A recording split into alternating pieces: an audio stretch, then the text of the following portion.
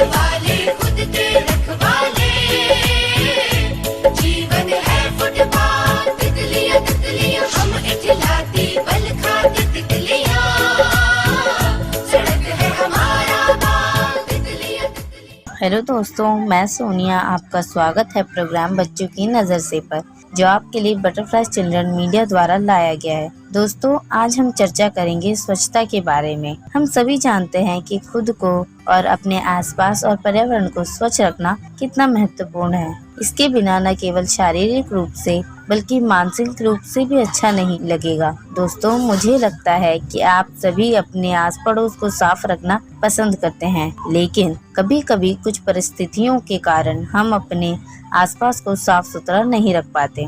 तो दोस्तों, चलिए आज इस विषय पर और बात करते हैं और चर्चा करते हैं। इसके बारे में अधिक जानने के लिए आइए हमारे दोस्तों के विचार प्राप्त करें, जो मुंबई से विभिन्न संगठनों से आए हैं। Welcome friends. नमस्ते, मेरा नाम सना खान है और मैं रई रोड मुंबई इंदिरा नगर से बोल रही हूँ। मैं हमारा फाउंडेशन के साथ तकरीबन 1 साल से जुड़ी हूँ। स्वच्छता भक्ति से भी बढ़कर है। स्वच्छता ईश्वरीयता के बगल में है। एक बुद्धिमान कहावत है जो व्यक्ति के जीवन में स्वच्छता के महत्व को दर्शाती है।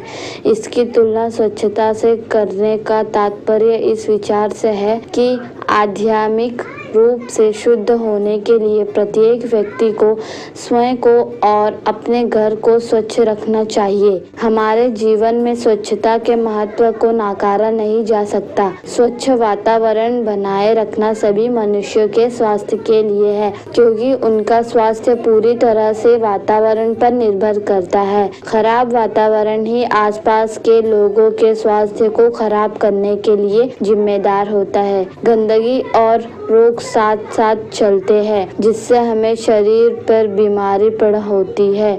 हमने देखा ही होगा, कोविड बीमारी के पहले हमारे मुंबई शहर में कितनी बीमारी थी, और अब देखो, अब कम प्रदूषण और गाड़ियों के कारण मुंबई कितना साफ दिखता है। अगर आप अपने घर के बाहर देखेंगे, आज मुंबई में हम तारे और बादल देख सकते हैं। यह सिर्फ मुमकिन हो पाया जब लॉकडाउन लगा। पर मेरा एक सवाल है, क्या हम इससे कायम कर सकते हैं जिससे हम अपना शहर साफ रख सके? सोचिएगा जरूर इस पर। धन्यवाद। नमस्ते दोस्तों, मेरा नाम मोहित गोपाल साहू है और मैं मुंबई से हूँ और पिछले कुछ सालों से हमारा फाउंडेशन संस्था से जुड़ा हुआ हूँ। आज मैं आपके साथ स्वच्छता के ऊपर चर्चा करने वाला हूँ। स्वच्छता मानव समुदाय का एक आवश्यक गुण है। यह कई प्रकार की बीमारी से बचने का एक आसान उपाय है। यह कई सुखी जीवन की आधारशिला है। इसमें मानव की गरिमा, शालीनता और आस्तिकता के दर्शन होते हैं। स्वच्छता के द्वारा मनुष्य की सात्विकता वृत्ति को बढ़ावा मिलता है। साफ सुथरा रहना मनुष्य का प्राकृतिक गुण है। वह अपने घर और आसपास के जगह को साफ रखना चाहता है। सफाई के द्वारा वह मक्खी, मच्छर तथा अन्य हानिकारक कीड़ों को अपने से दूर रखता है। सफाई उसे रोगों के कीटाणु से बचा कर रखती है।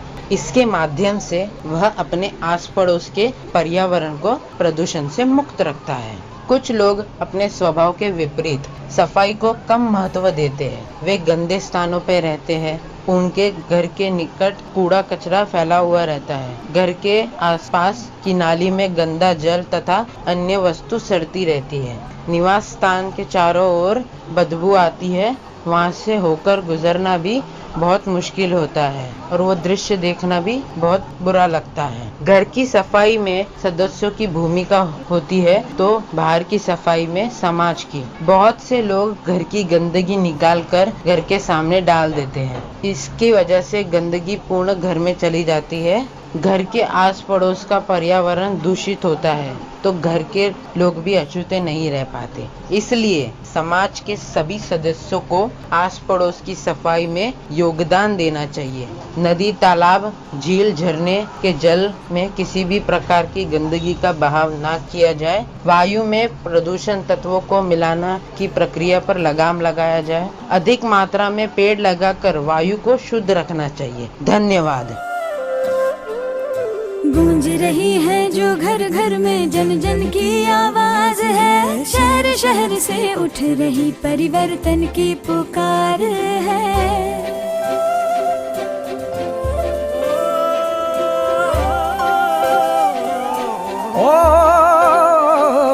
गूंज रही है जो घर घर में जन जन की आवाज है, शहर शहर से उठ रही परिवर्तन की पुकार है। बदल रहे भारत का, बदल रहे भारत का ये अभिमान है, स्वच्छता अधिकार है, स्वच्छता अधिकार है, स्वच्छता अधिकार है, स्वच्छता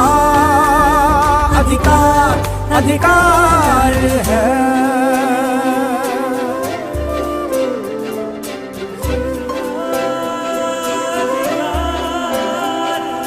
गंदगी का दानव हमसे हारेगा, स्वच्छता का सपना अपना टूटेगा। कोशिशों से आया है नया मौसम, रंग हरा लिए झूमे पर्यावरण।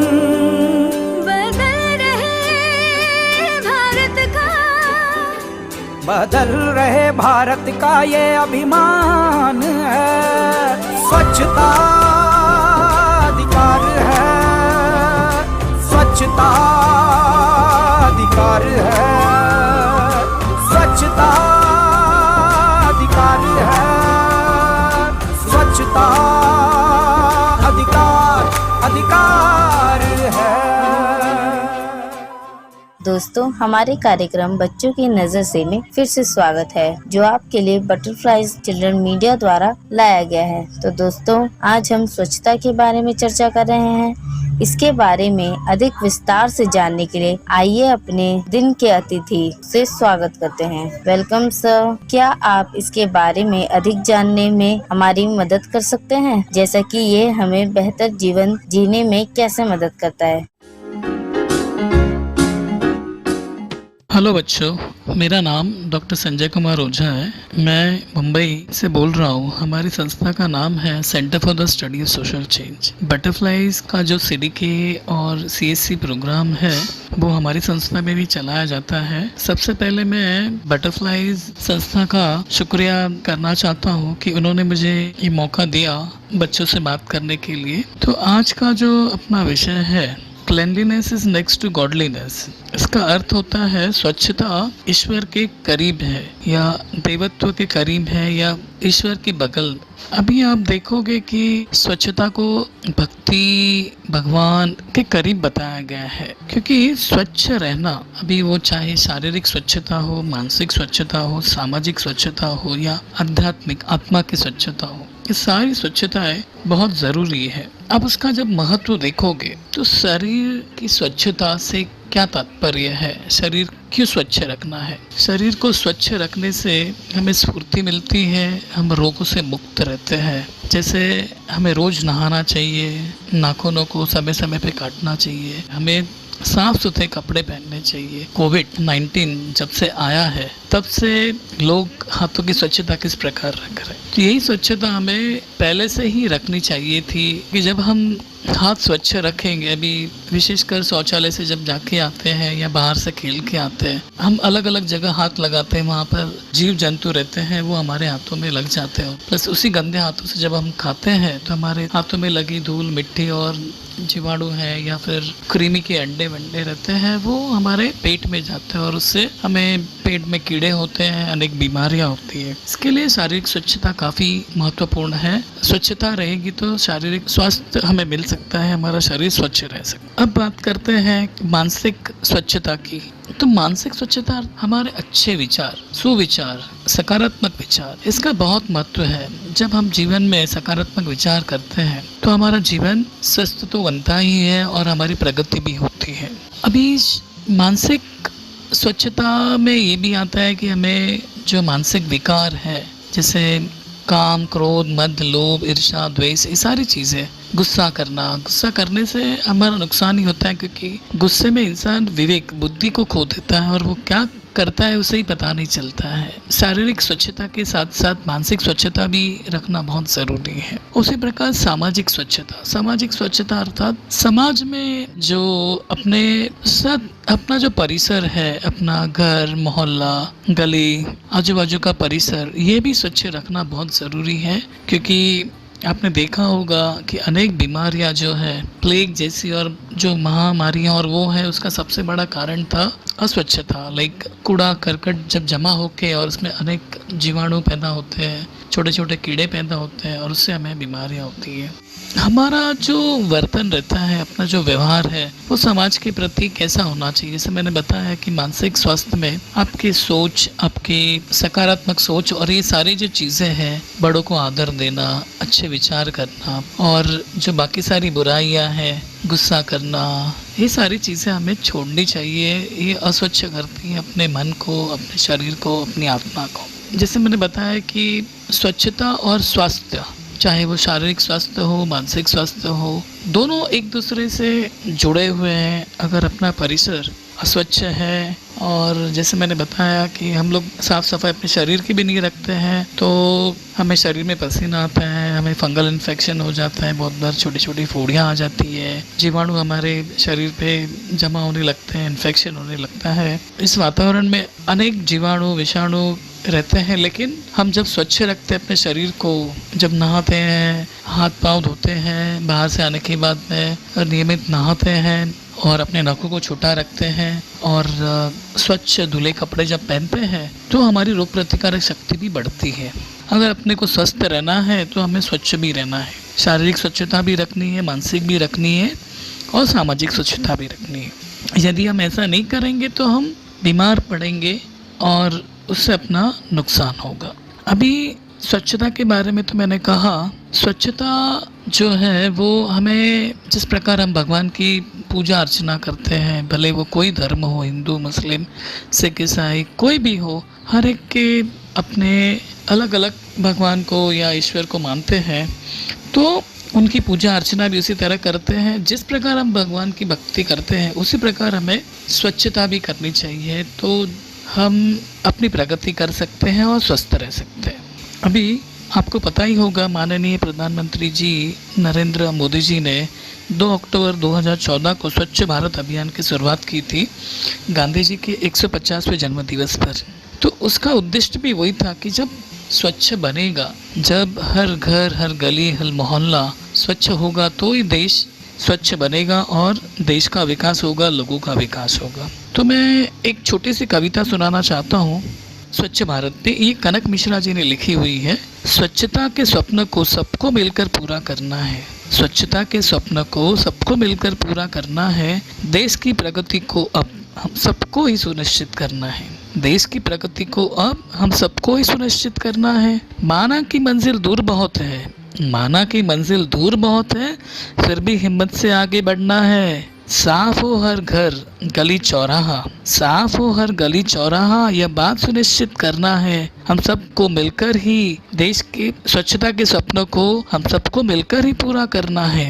आओ मिलकर संकल्प करें कि सब कूड़ेदान का ही उपयोग करें, आओ मिलकर संकल्प करें कि सब कूड़ेदान का ही उपयोग करें। स्वच्छ रहेगा जब देश, तभी तो स्वस्थ बन पाएगा देश, स्वच्छ रहेगा जब अपना देश, तभी तो स्वस्थ बन पाएगा देश। डेंगू चिकनगुनिया से अब हमको स्वच्छता ही आज़ादी दिलाएगी, स्वच्छता के स्वप्न को हम सब मिलकर ही पूरा करना है। तो बच्चों, आप जो विषय है इसको आप ध्यान से सुनिए तथा अपने जीवन में, अपने घर, परिवार, गली, मोहल्ले, इन सब जगह स्वच्छता के अभियान को, स्वच्छता के महत्व को आप अपनाएं और अपना साथ में देश का स्वास्थ्य और प्रगति को अपनाएं। धन्यवाद। Thank you sir. तो दोस्तों, अब अलविदा कहने का समय आ गया है। आप सभी से अगले हफ्ते फिर मिलेंगे इसी दिन, इसी समय, rainbow 102.6। Till then, bye bye.